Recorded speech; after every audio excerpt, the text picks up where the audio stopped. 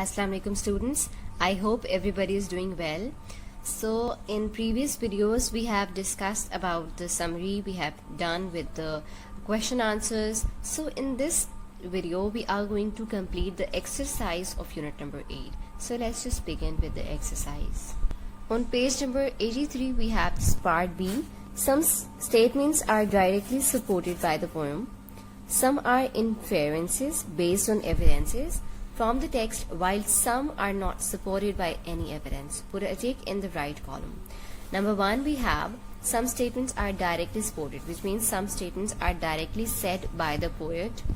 And the second one is based on evidences.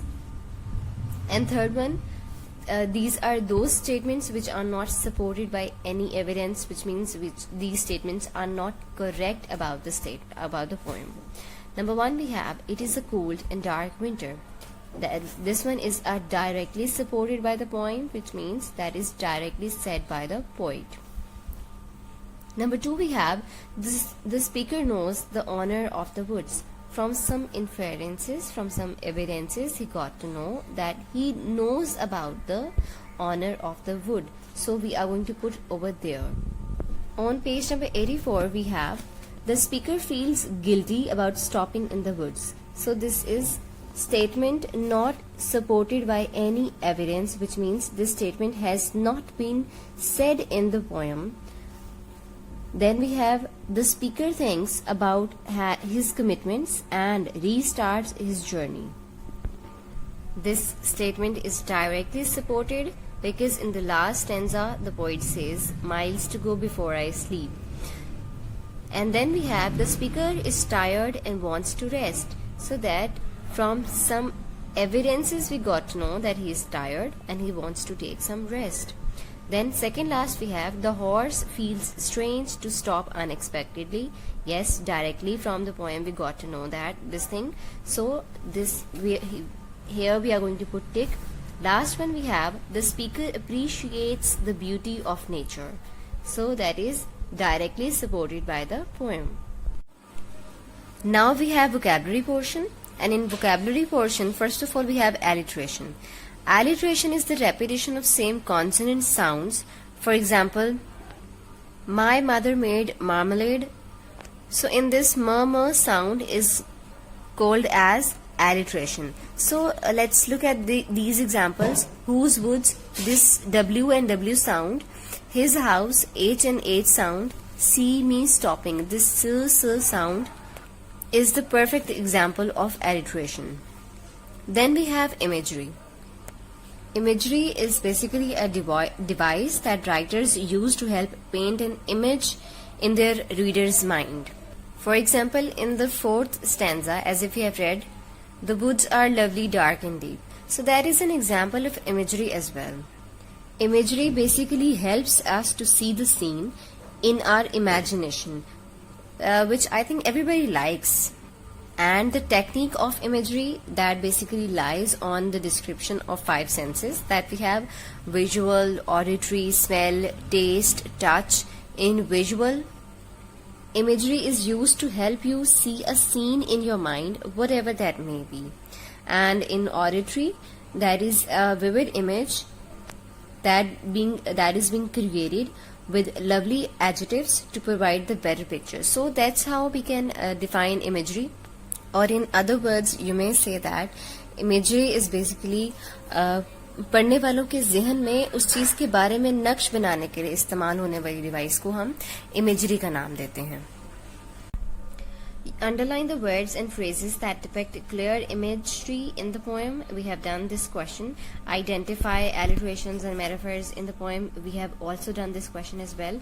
Now number C part we have, here are some words opposite in meaning, match the column.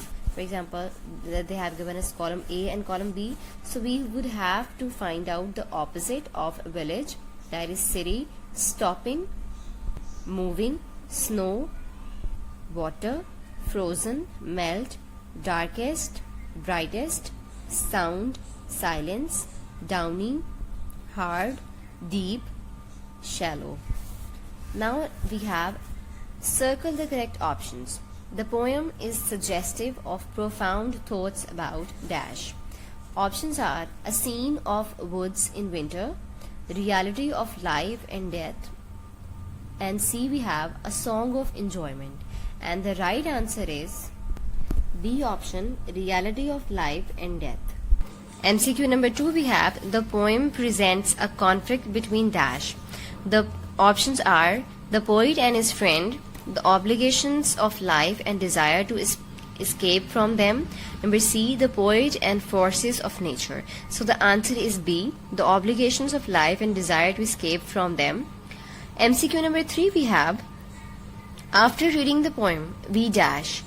Options are feel fed up of life. Number B, wish to sleep for a long time. Number C, get ready to face the challenges of life. So answer C is the right answer. Get ready to face the challenges of life. 4, we have the poem conveys to us only dash.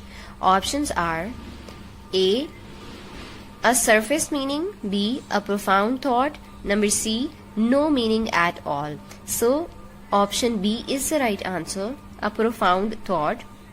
Last, we have dark woods symbolize dash. Options are darkness spread around the poet, number B, death and departure to another world, number C, darkness in the mind of a poet. So option B is the right answer, death and departure to another world. Here we have grammar portion, adjective phrase. Before discussing about adjective phrase, let's just discuss about adjective. Adjective tells the quality of noun or pronoun in the sentence, or you may say that modifies a noun. So adjective phrase also work of an adjective. In adjective we use one word, and adjective phrase contains more than 2 words. Let's read this definition. An adjective phrase is a group of words that does the work of an adjective, as if I have explained before that it works as an adjective. So examples are I like to see a smiling face. Here smiling is an adjective. I like to see a face with a smile on it. This with a smile is an adjective phrase. Then we have adverb phrase.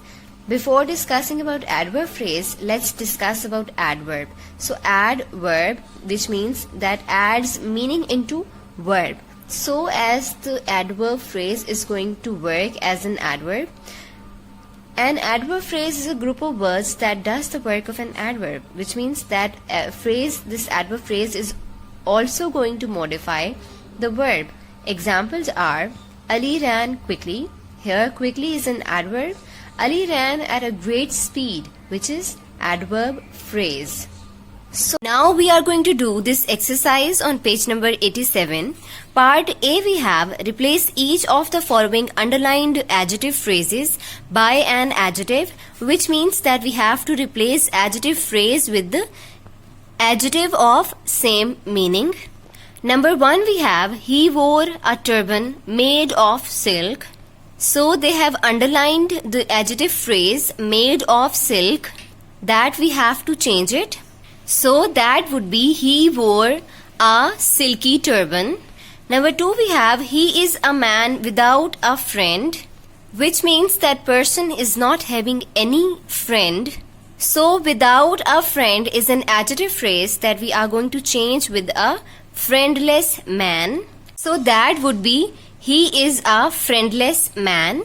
Number 3, we have nobody likes a person with bad temper.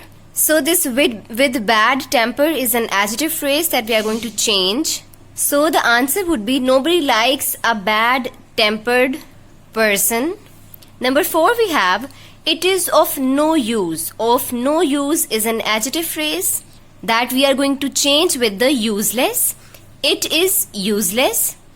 Both have same meaning. Number 5, we have he is a man of sense. Man of sense is an adjective phrase that we are going to change. Then that would be he is a sensible man.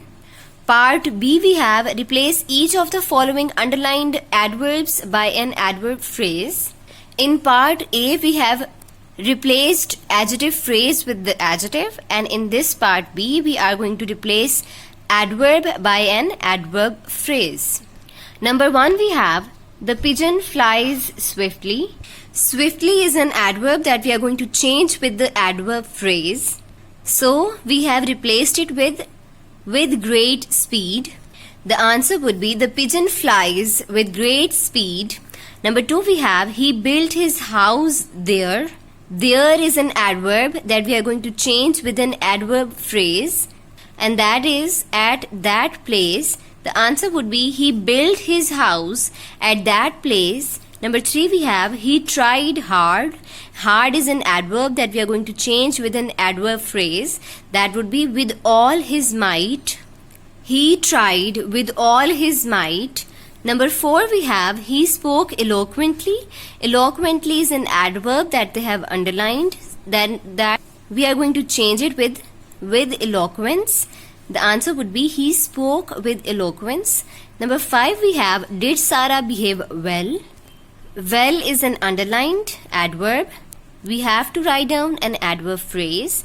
That would be did Sarah behave in a good manner. Part C we have make 3 sentences using adjective phrases and 3 sentences using adverb phrases. Dear students, that is going to be your homework.